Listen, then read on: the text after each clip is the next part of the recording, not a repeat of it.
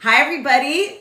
It is morning time over here in California. Welcome to Wadeh Wednesday, where I, Tiffany Toda, Palestinian American marriage and family therapist, is here to answer any kind of questions you may have. Welcome, Mira. Let's see. I am going to invite you. There we go. Mira, my assistant, heralding all the way from Egypt, is joining us. Hi, Mira. Hello. Hi. How are you? Good. Can you see me and hear me okay? Yep. And do you see me? I can see you and hear you just fine. For those of you that have offered recommendations for me to get a microphone, yes, I am working on that. I'm definitely getting a microphone soon so the clarity of the video can be better. So thank you so much for your feedback. For those of you that are just joining, welcome to Community for International Arab. This is a place for us as Middle Eastern people to come together and talk about mental health and emotional health topics. This is also a space for people to get support in any way that we can. We're doing our best to create as many resources for everyone because we know that Middle Eastern mental health is very limited. So we are open to we're creating as we go along. So we are open to your feedback, your comments. We really want this to be a community for all of us to heal some of our wounds, to get some tools so that we can continue to be the fabulous culture that we are.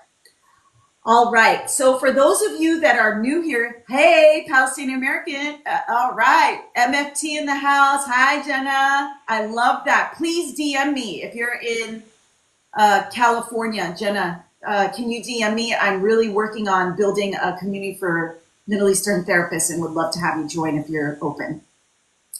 All right. So for those, awesome. Love it. DM me. Let's connect. So for those of you that are new to my platform, this is a space, as I mentioned before, for mental health services. My name is Tiffany Toda. I'm a Palestinian American. I'm currently practicing in California, and I've got my amazing assistant, Mira. Hello, everyone. Do I introduce myself real quick? Of course, for those that don't know you, for those of us that have been following us for a while, thank you so much for your support. We really appreciate it. Mira, are we almost at 6,000 followers right now? We are. I think we should hit it maybe today. How did that happen? We started with just a small group of like 300 people about 6 months ago. And it really wasn't about the followers for us or it was really about having a group of people where we can just really come and talk about these issues. And it's been incredible. So this support has been immeasurable from people all over. So for those that are joining in, where are we coming in from? I love knowing where people are from. So we've got a Palestinian American, Jenna, welcome. Anybody, let's see, we've got Dubai usually, Bahrain, Morocco, definitely the Egyptians are in the house. Anybody else? Where are people joining us in from? Today's topic, just to let you know, it's Wadeh Wednesday. Mira, what does Wadeh mean in Arabic? It means clear. That's right. So today we're going to be clear on some questions you may have on mental health topics. Let's see, where are people coming in from that are joining in? Thank you so much, everyone, for joining in. Bahrain, yeah, we can always depend on Bahrain to come in. Love that community there. Iraq is in the house. Love Canada, yes. Awesome. All right, so as you guys are chiming in, this is where what's important, why I ask where everybody is from, because I found that no matter where we are in the diaspora, wherever we are in the world, our collective roots come from the same tree. And I think we forget that. As different as we are, as there's regional differences and all these different things, culturally, man, in my practice, I have people from all over the Arab world and from the United States. And it's really interesting to me how our cultural messages are generally the same. our core beliefs typically have a similar thread. So that's why we have this community, so we don't feel so alone or isolated in how we're feeling and how we're navigating these mental health topics. One of the interesting things as a Western therapist, I work with people primarily from collective cultures, and this hyper independence of Western therapy doesn't translate well for it doesn't translate well for people from our communities. That is why we are going to speak on mental health topics, threading in the cultural nuances, because many times like, well, just cut off your parents and go to another part of the country. And it's like, yeah, it doesn't really work like that for us. So how do we navigate? And today also we had a question around parental expectations or expectations of others and how that impacts us. That's going to work really differently within our culture than it does other cultures. All right. So with that said, does anybody have any questions that anything you're curious about around mental health, how to get mental health, resources? I'll do the best that I can to answer that. But one question, Mira, that we get often is, do I do one-on-one therapy services? Well, I got to let you guys know, my practice is full, but I am offering workshops and a small group. Yes. Do I have any support groups for your clients? Yes, I do. Thank you, Danielle Habash, for that. That is going to be coming up at the end of March. So you will, if you're interested, put your email, DM us your email. And of course, we'll be advertising it on TikTok and Instagram and the different platforms. But you can always go to the link in my bio. I have a workshop on managing anxiety. I'm going to have a small group just for Middle Eastern people, 8 to 10 people, where you work with me one-on-one. Well, not one-on-one, you and 8 other people and myself, where we'll really dive into what are your goals, how do these cultural messages impact you, looking at your belief systems, and how can we all come together to really move forward and achieve the things that we want to achieve within our cultural context, which can be very difficult. And the more we can support each other, for me, it's better because that's how we heal. All right, let's see. So no one-on-one. My practice is really full, but I'm always honored when people want to see me one-on-one. All right, Mira, do we have any questions? Not yet. No questions? Come on, you guys. I'm tired of hearing myself speak. It's minhali. Yalla. Let's see. Anybody? Mira, do you have any questions? I would love if we start talking about this expectations that you said. Someone asked this question. We can address that. Yes. Let's see. Okay, here we go. So many times just this morning, let me give this example. How do we manage high expectations from our family, from our relatives, that can move into high expectations from friends, colleagues, high expectations we have of ourselves at school. Just this morning, my father called, right? Mira and I were in the middle of our meeting. My father called. Now, my cultural expectation is when my father calls, now I'm over 50, just to let you guys know.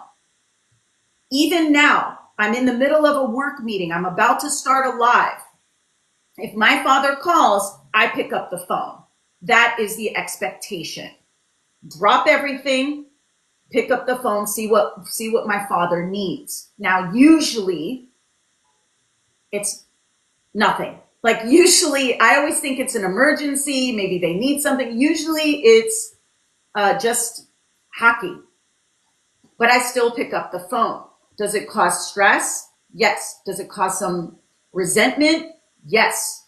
And so how did I manage that? I told Mira, let me just address him. And I gave him a 10-minute time limit so that I can go back to what I needed to do for myself and my work. And I told him, Baba, I'm here for you right now. Is there any immediate need that you have? If not, I will call you when I'm done. Now, this is the nuance. Now, Western therapy, or you set the boundary, you don't pick up the phone. Well, depending on who you are and your relationship with your parents, many times that expectation is we pick up the phone. So it's about, I addressed it with him. But I set the tone for how much I was going to engage with him. He literally couldn't have had me on the phone for another hour. Okay. But I decided not to do that. So within our cultural context, what my point to that story is, we need to manage this parental expectation mindfully and carefully. And what does that mean? Mindful is the key word for you. Many times as Arab children, we go above and beyond for our parents, which is our loyalty, it's our values, yet it becomes problematic when you're doing so much that it's taking away from you and the things that you want to do for yourself. This is this balance. How much I want to give to them, I want to be there for them, I want to be present to them, yet this cultural expectation can be very, very difficult. Now, we know that our culture is multi-layered. It's complex. It's going to vary. It's layered in these deep roots that I was talking about. So for you, it's going to be so important to be aware that it's going to take time. I'm still navigating this, and I've been doing this work for over 30 years. And there's this expectation that somehow we have to navigate these things quickly, and that's just not realistic. So where am I going with this?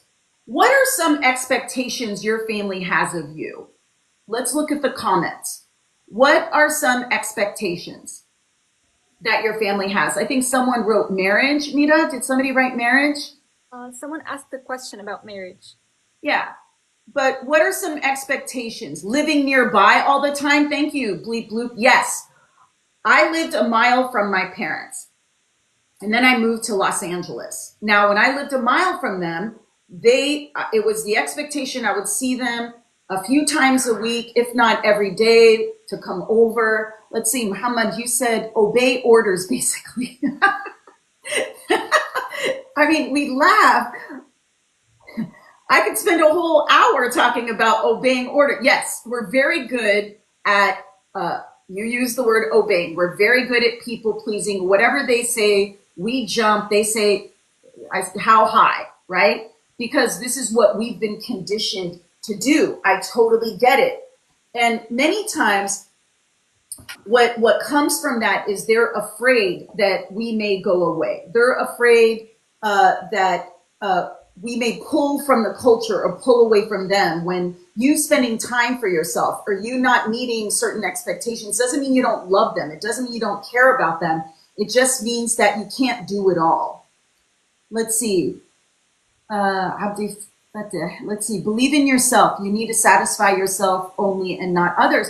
Well, on the surface, I say yes. Of course you want to believe in yourself and satisfy yourself only. However, we come from a culture where that can make it problematic.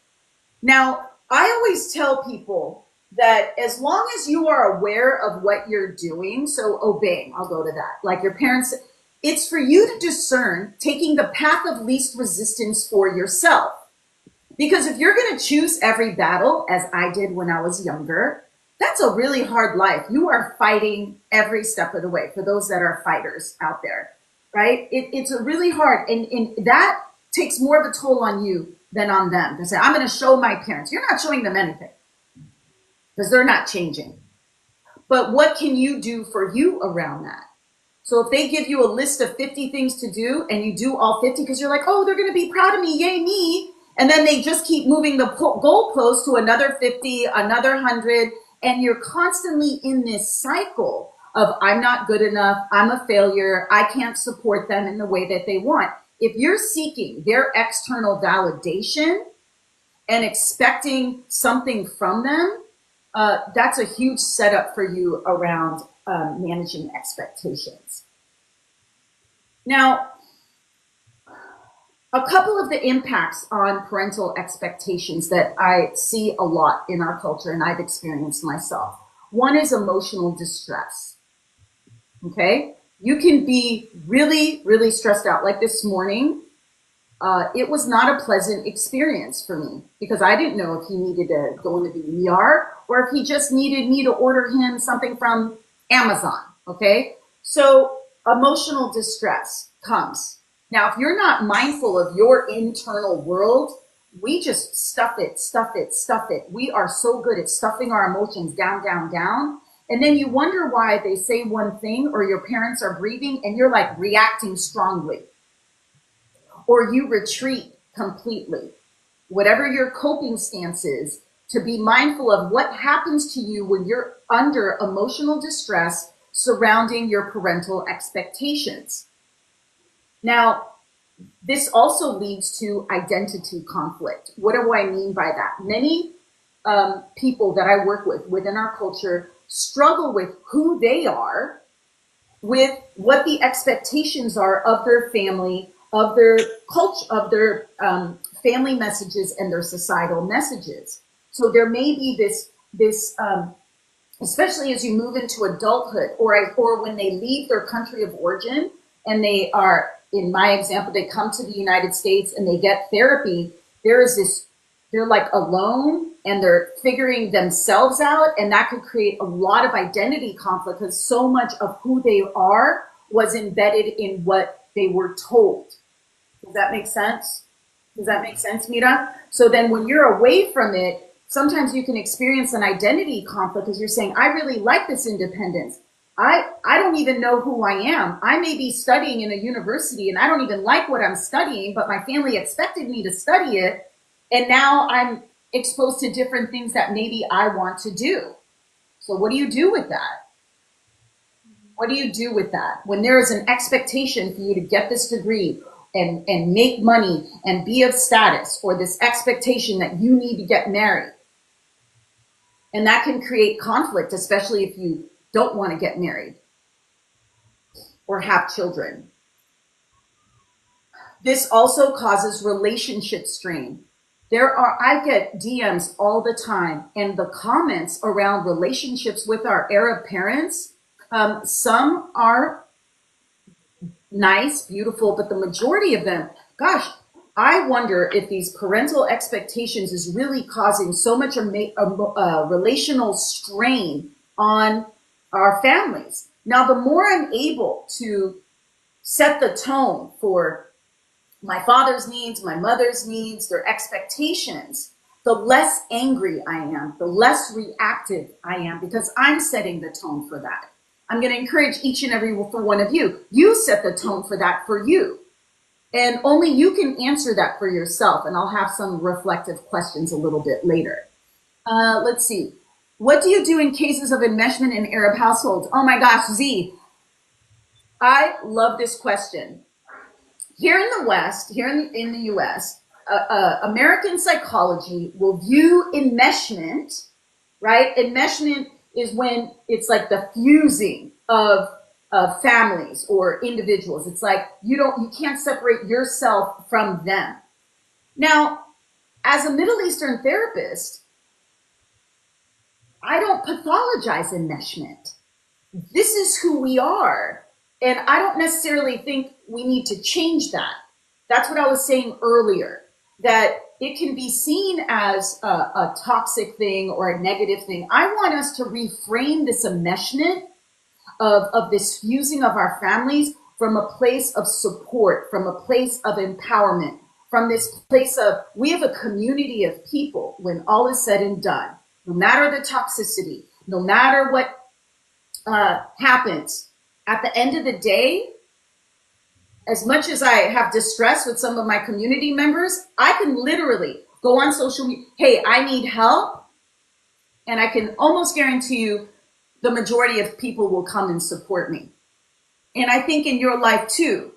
But we tend to come together in negative situations. I want us to come together in positive situations. So this idea of enmeshment, think of it more of, can you find your own individuality And again, it's this balance, and it's a fine line in how you do that to say, they care about me, they love me, they want to protect me in cases where they're not super toxic and abusive. Okay, let's look at how to be parenting as a spectrum. There's these abusive, I'm not talking about these people. And I'm also not talking about neglect and absent parents. I'm talking about this, if we're looking at a bell curve, we're in the bell curve. We're here in the middle. They want what's best for us. It comes from a good place. They want to protect and love, but we also come from a very fear-based and shame-based culture. So this is where we want to not give into their fears and stay, and we're very risk averse. So that's that enmeshment. It's like, I'm going to keep myself small. I'm going to keep myself stuck because that makes them feel comfortable. That's when enmeshment, not so good, right? But it's when you can say, they're only trying to protect me. I'm not going to allow their fears to impact my steps in my life. Okay, let's see. Z. Okay, let's see. Z, one more. I love this conversation. Thank you for joining. I love this. But also, what happens when an older sister takes on a motherly role and superimposes it? Yes. Well, it functions in the same way. Sometimes your older sister may have been what we call parentified, right? So I am the oldest sister, but I have to say, my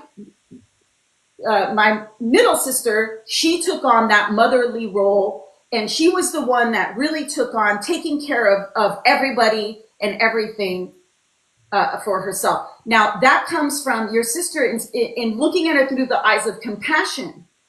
That I know the superimposing can be annoying. I know that sometimes it could feel suffocating, and I totally get that could feel controlling. However, you have to remember what was going on for her when she was younger, what responsibilities was imposed on her, or if you have an older brother, what happened?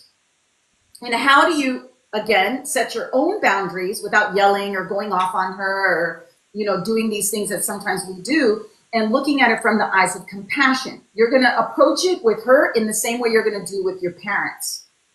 It's the same. It's going to be the same mechanic no matter who it is. Let's see. How can I stop thinking about people who don't care about me? I'm not going to address that here, but I'm going to give you a really good resource. He is a trauma therapist, attachment trauma therapist, and his name is Alan Robarge.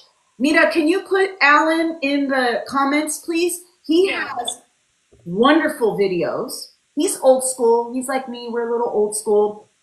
However, his content on attachment trauma, he has multiple videos on the ruminating thoughts when you can't stop thinking about someone who doesn't care about you. Check out Alan. All right, next question. How do you help bicultural Arabs deal with the emotions of shame? Oh my gosh. Ooh, this is such a huge topic. And now, bicultural, so the shame. I don't want to assume, if you feel comfortable sharing a little bit more about that. I know that I would like to know a little bit more about that before I address it, because that is a heavy, heavy topic. So if you didn't mind putting that in, I will definitely address that. Oh my gosh, bleep bloop. Yeah, how do you handle parents being cold one moment and very loving the next, confused and resentful? Of course you are, because this is the toxic Adabi Arab trait where they swing from one end to the other. A lot of times it's a means of manipulation and control. I can tell you they're probably not even aware of it. I can also tell you more often than not, it comes from unhealed trauma. Now, does that excuse their behavior? No, not at all. However, you have to remember, how do you not get confused in the midst of that? And that's where self-awareness is going to be key. Now, going back to this topic of familial expectations, you have to remember you setting the tone and you understanding and knowing yourself is going to be key in how you understand that. So I want to address some of that. Now, some questions I want you to ask for yourself. Number one, if your parents tell you something, you have to ask yourself, is this really what I want? Or is this what others want from me? Now, you may not want to study whatever it is you want to study. You may be clear, this is not what I want, but you're going to do it anyway because it's the path of least resistance. Mira, what do you think about that? I experienced it myself, and I love how you call it the path of least resistance because it really is what I did, but it's hard. It's not easy. No, it's not easy, but it's about you understanding yourself enough to say, I don't want this. I'm already going down this path. I know that there's going to be consequences on my emotional health. And I'm not going to lie to you guys. Excuse me, it sucks. It sucks. And it's hard.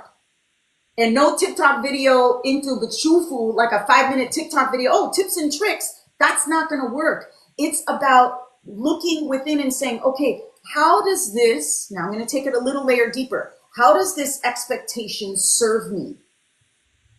Because even though it's negative, on some level, it does serve you. Maybe it keeps you safe. Maybe it keeps you from the hysteria of the crying or the siyah and all this. By you taking the path of least resistance, you may be on some level protecting yourself. And there's no pathology in that, especially in our culture. So give yourself permission, be kind to say, okay, I'm doing this. I know it has some consequences on me, but that's going to be easier for me than battling an entire lineage of people. Because what happens when we come from a collective culture and this belonging, I think somebody said, I'm marrying outside of the culture, that may risk you belonging. You may be extricated. You may be shunned if you go outside of these cultural expectations, these high expectations. And that could be scary because as much as we may, and I hear this from people, and I've experienced this myself when I was younger, you may hate the culture, but you love it at the same time. You are embedded in it because of these roots, and you also understand how much it's been chains around you. But I'm here to let you guys know those chains are paper mache. We can break from those chains by having more understanding of yourself and saying, how does this expectation hold me back? How does it hold me back? You ask yourself. And then you can build strategies on how to help yourself move forward. Now, another deep question you need to ask yourself, and I ask this of myself all the time. What would it take to let this expectation go? Like this expectation of me not answering the phone from my elderly father. Now, for me to let that go, the anxiety of knowing he could be in distress or he could be going through a medical emergency, that I was not willing to let go because that's too much anxiety provoking for me that I would just take the path of least resistance, answer the phone, see what he needs, and then set the boundary and keep it moving. So this is about you understanding if I was to let this expectation go and marry this person outside the culture, what would that look like for me? Or if I was to pursue a career outside of the expectation of the family, what would it take for me to let it go? And sometimes it takes overcoming the fear that you may be ostracized and isolated, and that can be terrifying. Okay? Make sense? Yeah, it does make sense. Is it too heavy? Oh my gosh, has this gotten too heavy? All right, let's keep going. I know it's so hard. Whenever I work with people in our culture, like it's hard because we have to make choices and decisions of our belonging and our autonomy. And I wish I had a TikTok straight answer, but it's not that easy. Okay? Yeah. And the last question is more positive. What would I gain if I let go of this expectation? So I'll give you guys another example. And this is, even till now, I feel some shame in my body, and it happened like, I don't know, 20 years ago. So funny how the body recalls. So when I had my toddler, my daughter, and my cousins were coming to the house. Now I don't know if this is like common, but back then when you have people come over to your house, you have the Arabi food, the spread. And then this end of the table, lal akhir, okay? And you have the spread, you're cooking all day. And I thought, oh my God, this is my cousin's expectations. I was getting anxious. I was getting nervous. I had this toddler. I'm working. I didn't want to lift warak. I didn't want to do none of that. Make tabula, ufron. You can't even put it in the Cuisinart. That's fadiha, right? So,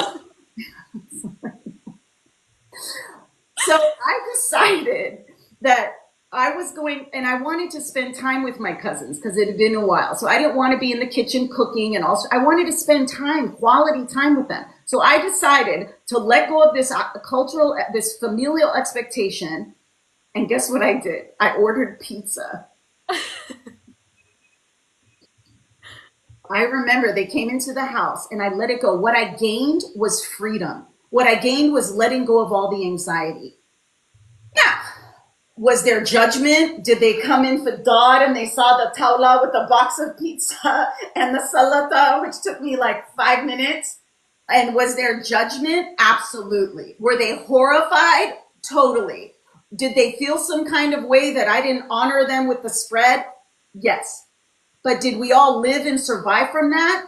We sure did. And we were able to have a really good time. And so, do you see where, and what I gained was peace. What they gained was they're not going to die if there wasn't a spread bin hand la hand. I love that. I really do. So I had to let go of, and this may be true for you, you have to let go of the perfectionism, like being the perfect son or daughter. I had to let go of their high expectations because they're unrealistic, completely unrealistic, because our Arab culture constantly moves the goalpost.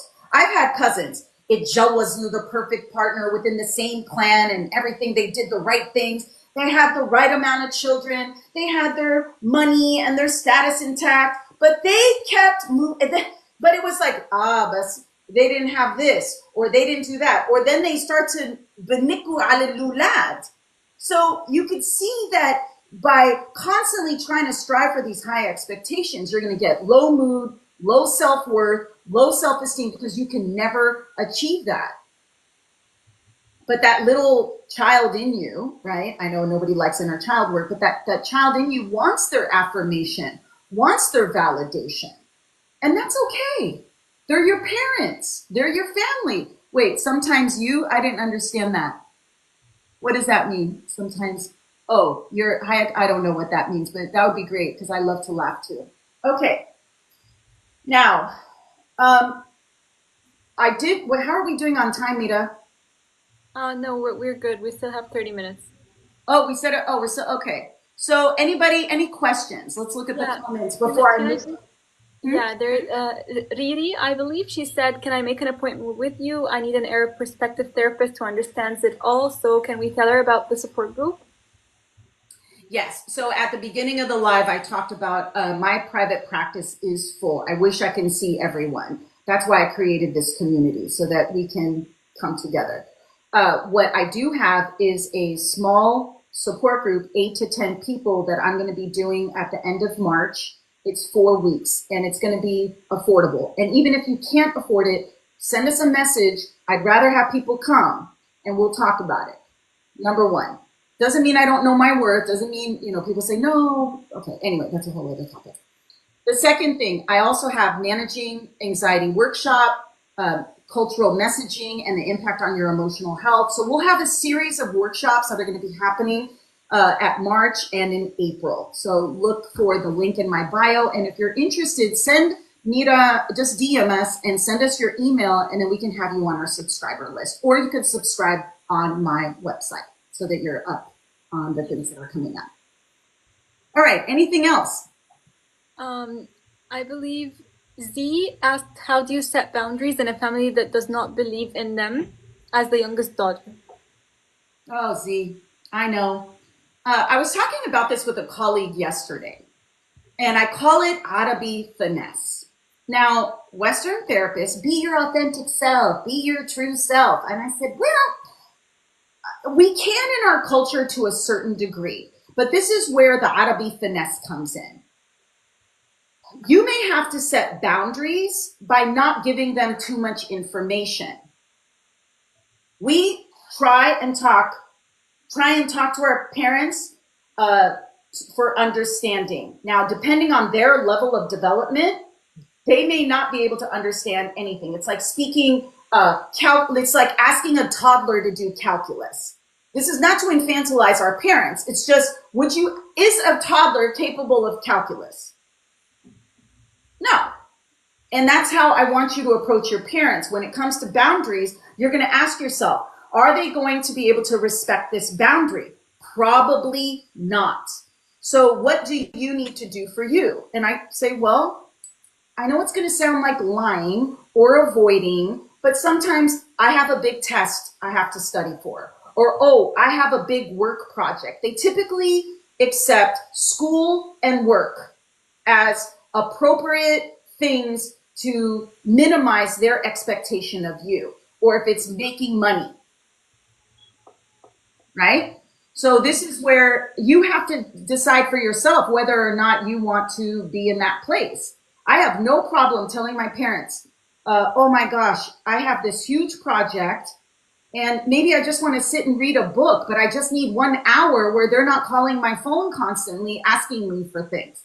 And I'm totally okay with that. But you have to be okay with that for you. But if you think that you're going to hold a boundary, parents must accept this reality. Parents are not going to accept anything. You cannot force another person to accept your reality.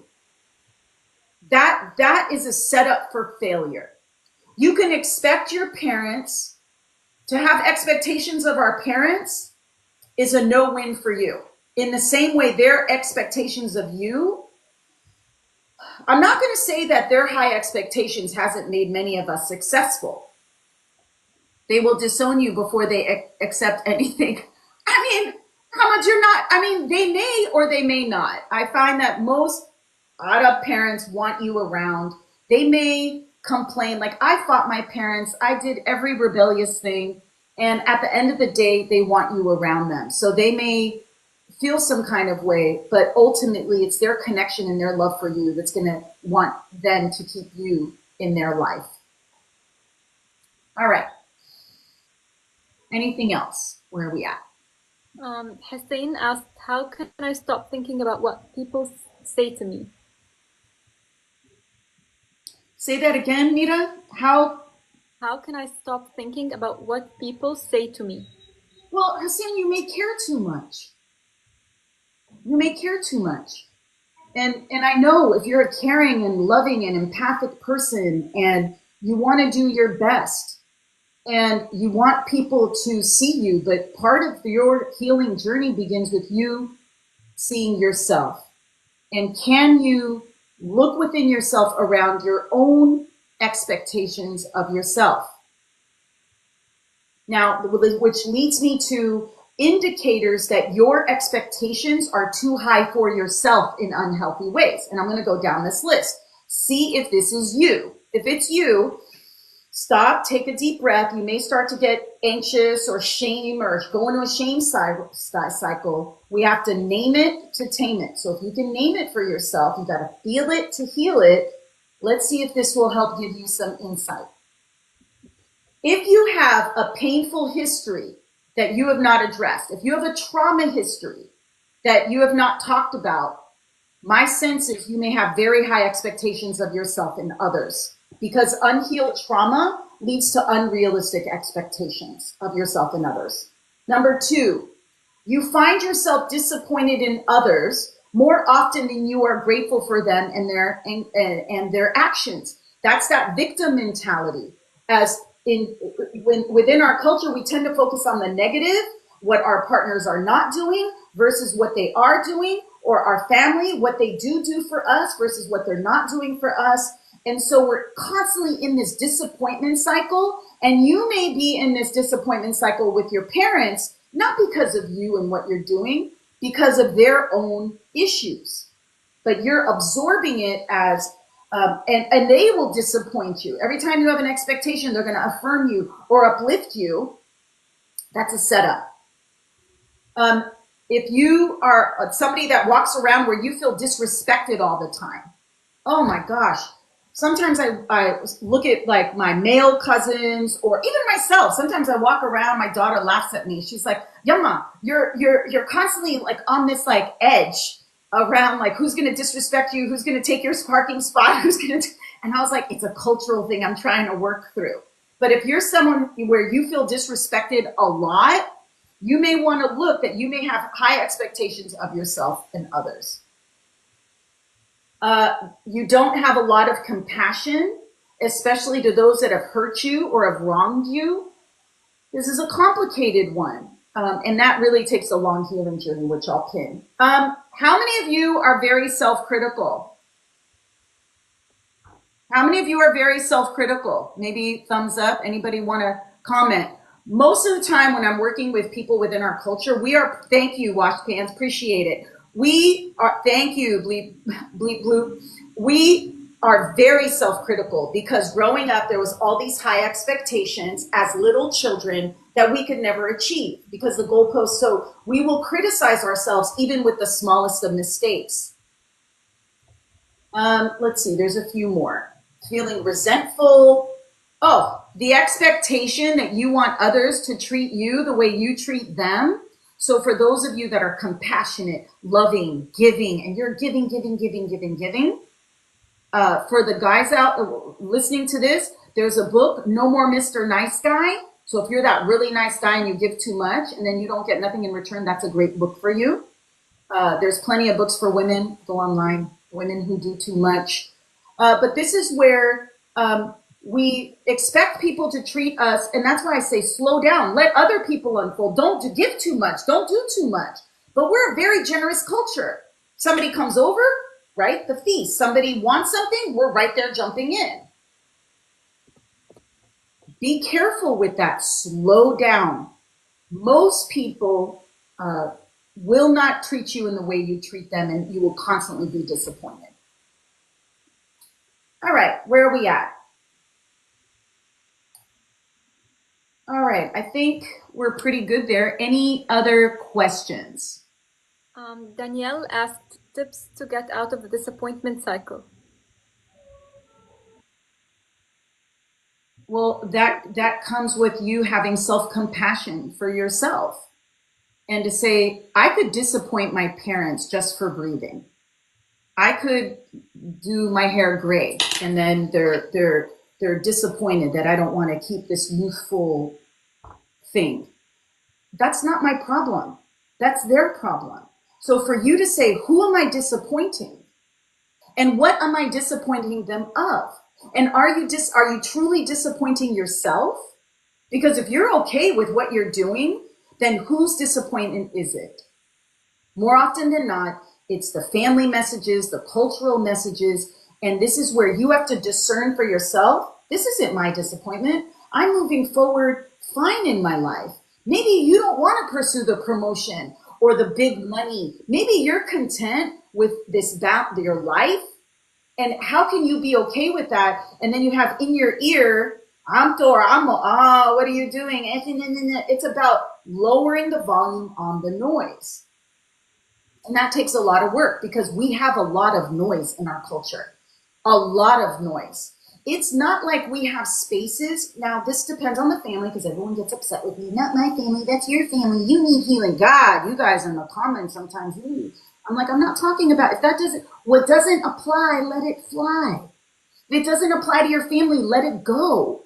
But if this applies to you, we come from constant negativity and constant disappointment, constant resentment. And how do you move out of that is by setting boundaries, how to be finesse, taking time for you to ask reflective questions on what is important to you and how do you set the tone for your life. But that requires you to slow down. And sometimes that requires you working with a therapist. If your anxiety is so high or your depression is debilitating you, or if your substance use issue is impacting you, and you have nowhere to go or no one to talk about, please go seek help, because it's isolating and alone. And that's going to keep you in this disappointing shame spiral until you can surround yourself with a community of people that's going to say, I get it. It's not easy, but that's self-reflection. What is important to you? Sometimes people will say, Tiffany, I don't know what's important to me. I go, okay, then go back to when you were a little kid. Surely you had some things that you love to do. And you go back to that time. That's okay. But that may require you working with someone. And that's where, like, the support group, that's where we'll talk about those things. Any other questions, Mita? We're wrapping up here on today's Wadeh Wednesday, answering questions to the best of my ability. I hope it was helpful. Yeah, I think we answered most of them, or maybe all. All right. So thank you, everybody who's joined. Thank you for everybody's participation. I really appreciate it. Come join us Sunday for Siddhi Sunday, where I'm going to talk about a larger mental health topic. And I think I want to talk about defense mechanisms. And that's a big psychological word. Come join me Sunday, 10 a.m. Pacific time. I'd love to see you. Thank you so much for this community. Thank you, Mita. I really appreciate you and all your help. You're the best. Have a wonderful time. I appreciate you guys. Have a great afternoon, evening, morning, wherever you are. Thank you. Bye, everybody. Bye. Bye.